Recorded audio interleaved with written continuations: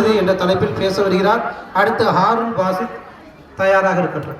அஸ்ஸலாமு அலைக்கும் வரஹ்மத்துல்லாஹி வ பரகாத்துஹு.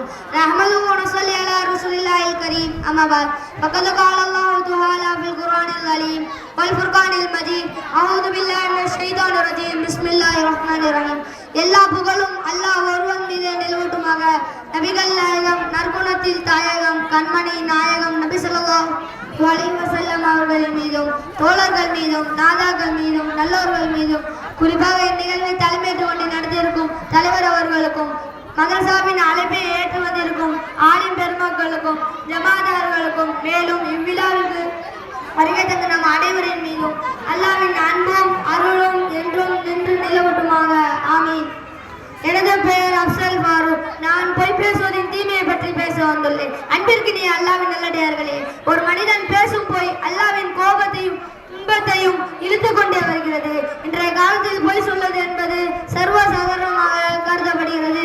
யாரிடம் பொய் பேசும் பழக்கம் இருக்கிறதோ அவர் தன் ஈமானை கரை பொழிந்து கொள்ள செய்தவர். மக்களின் உண்மை மட்டும் பேசும் பழக்கம் குறைந்து கொண்டே போகிறது. நபி ஸல்லல்லாஹு அலைஹி வஸல்லம் அவர்கள் கூறியுள்ளது, ஹஜ்ரத் அப்துல்லாஹ் இப்னு மஸ்ஊத் ரலியல்லாஹு அவர்கள் கூறினார்கள், பொய் சொல்லுவது எந்த நிலையிலுமே அனுமதிக்கப்பட்டதல்ல.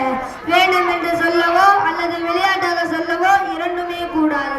உங்களின் எவரிடம் தன் குழந்தைகளுக்கு பொருள் கொடுப்பதாக வாக்களித்து விட்டு அதனை நிறைவேற்றாமல் விடுவதும் அனுமதிக்கப்பட்டதல்ல. ஒரு மனிதன் காலையில் விழுந்தொழும் போது யாரிடம் என்ன சொல்லி காரியம் சாதிக்கலாம், யாரிடம் என்ன சொல்லி தப்பிக்கலாம் என அன்றைய நாட்கள் அல்வல்களை யோசித்துக் கொண்ட பிறகு நாளை பொழுதில் பொய்களை யோசித்துக் கொண்டு தூங்க செல்கின்றன. அன்பிற்கினிய அல்லாஹ்வின் நல்லடியார்களே, பொய் பேசினால் உள்ளத்திலிருந்து ஈமான் வெளியேறுகிறது.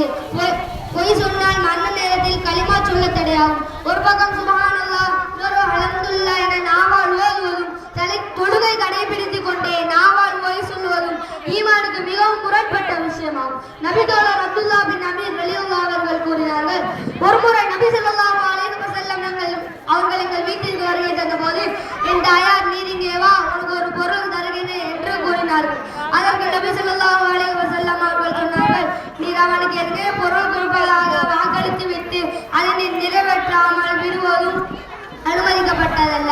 விளையாட்டில் கூட பொய் சொல்வதற்கு அனுமதி இல்லை. ஒருவர் பொய் சொல்லிவிட்டார் என நபிக்கு தெரிந்துவிட்டால் அவர் தௌபா செய்ய வேண்டும். மீளும் முறை நபி ஸல்லல்லாஹு அலைஹி வஸல்லம் அவருக்கு அவரின் மீது வெறுப்பு இருந்தது என ஹஜ்ரத் ஆயிஷா ரலியல்லாஹு அவர்கள் கூறினார்கள். அதிக மௌனத்தை கடைபிடிப்பது பொய் புறங்கோல் எத்தனையோ பாவங்களை விட்டு பாதுகாத்துவிடும். அல்லாஹ்வும் ரசூலும் எவ்வழியில் வாழச் சொன்னார்களோ அவ்வழியில் வாழ்ந்து அல்லாஹ்வும் அன்பையும் அருளையும் பெறுவோமாக. எனக்கு இங்க பேச வாய்ப்பளித்து தந்த ஹஜ்ரத் அவர்களுக்கும் ஜமாதார்களுக்கும் நன்றி கூறி விடைபெறுகிறேன். அஸ்ஸலாமு அலைக்கும் வரஹ்மத்துல்லாஹி வ பரகாத்துஹு. அல்லாஹ் தஆலா நம்மை எப்பொழுதும் உண்மை சொல்லக்கூடியவர்களாக ஆக்கி அருள் புரிவானாக.